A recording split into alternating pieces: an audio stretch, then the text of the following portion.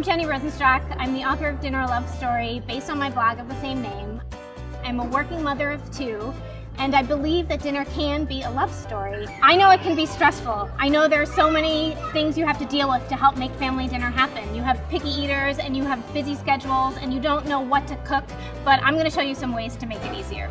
The most important way to make family dinner happen is to have a plan. I always have some sense of what I'm going to make during the week, so I write down everything I need, and that way I save time, I save money, I have a targeted mission.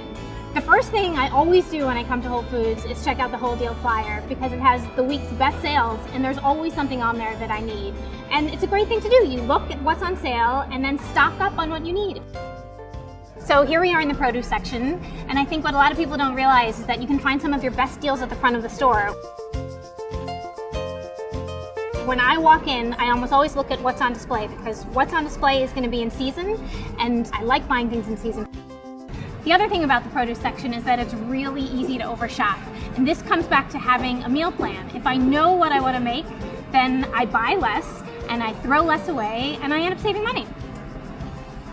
What I love about Whole Foods and what I don't think a lot of people realize is that you only have to buy what you need. For instance, with melon, if you only want half a melon, you only have to buy half a melon. You can ask anybody in the produce department and they'll cut the exact amount you need. And they'll use the rest for fruit salads or prepared foods, and nothing goes to waste.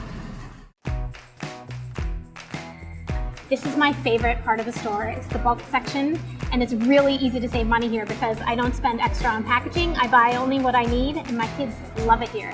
I usually just buy a big batch of barley or quinoa or some grains. I make a batch in the beginning of the week, and then I dole it out all week long for side dishes, for cereal, for soups. There are just so many options.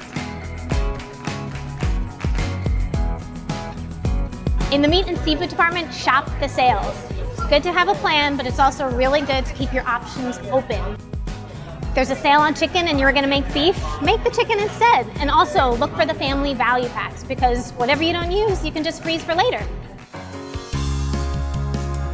I call the freezer a working parent's best friend because you can stock up on stuff and then there's always something there when you need it. Another thing is if you're cooking with fruits or vegetables that may be out of season, check the freezer aisle because a lot of times you're gonna find a better value. You know those displays at the end of every aisle? They're called end caps, and they're not there by accident. A lot of the time you're going to find great deals, special promotions, and things that are in season, so I always make a point to check them out. When you're at the cheese counter, don't buy it unless you're sure you're going to like it. That doesn't mean don't have fun, it just means ask someone behind the counter for a taste of something. They're happy to give you anything. That way you're sure you leave with something that you like, and you get a little snack along the way.